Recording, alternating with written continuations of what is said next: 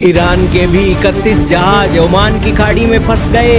Iran को हो गया 4.8 बिलियन डॉलर का नुकसान। ईरान भी जूझ रहा है स्टोरेज की कमी से। अरब देशों का घाटा, अमेरिका का कुछ नहीं जाता। जी हाँ दोस्तों, अमेरिका ईरान इजराइल के युद्ध में दोस्तों अमेरिका का कुछ नहीं जा रहा है, क्योंकि स्ट्रेट ऑफ हॉर्मुज बंद होने से अमेरिका को रत्ती भर का भी नुकसान नहीं है।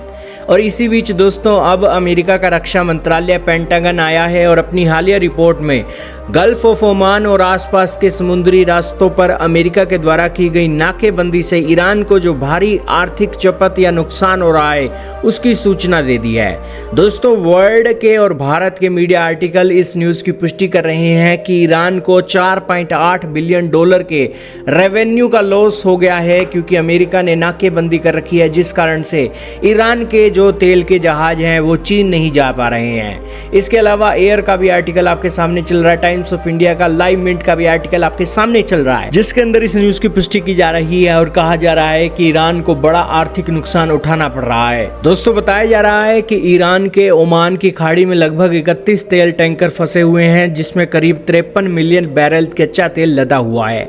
और आज के हिसाब से अगर इसकी कीमत नाप कर देखी जाए तो इससे एक ईरान को 40,000 करोड़ रुपए यानी कि 4.8 बिलियन डॉलर का घाटा हो रहा है, क्योंकि वो उसे सेल नहीं कर पा रहा है। ईरान के पास अब तेल रखने की जगह भी खत्म होती जा रही है, जिससे उसे अपना उत्पादन कम करने पर मजबूर होना पड़ रहा है। अमेरिका का यह कदम ईरान पर आर्थिक दबाव बनाने के लिए है, ताकि वह संघर्ष को खत्म करने के लिए अमेरिकी शर्तों को स्वीकार कर ले। नाकेबंदी के डर से कई टैंकरों को चीन जैसे देशों तक तेल पहुंचाने के लिए अब लंबे और बेहद महंगे वैकल्पिक रास्तों का भी सहारा लेना पड़ रहा है। दोस्तों हॉर्मुज, स्ट्रेट ऑफ हॉर्मुज दुनिया का सबसे अहम तेल मार्ग है, जहां तनाव के कारण सप्लाई पूरी तरीके से बाधित हो चुकी है और इसका असर खाड़ी के देशों को पड़ रहा है। अमेरिका का यहां पर कुछ नहीं जा रहा।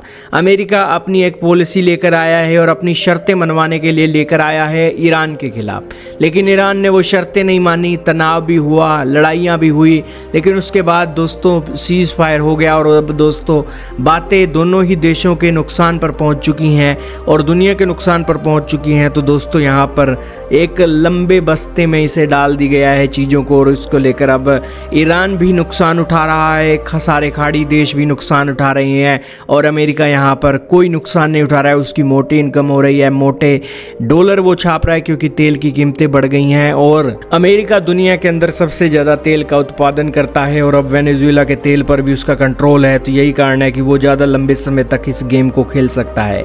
ईरान के पास दोस्तों ये गेम कितने लंबे समय तक वो खेल सकते हैं ये ईरान के ऊपर है, लेकिन ईरान की जो करेंसी है वो भी लगातार गिर रही है और ईरान की इकोनॉमी पर भी इसका बुरा असर पड़ रहा है।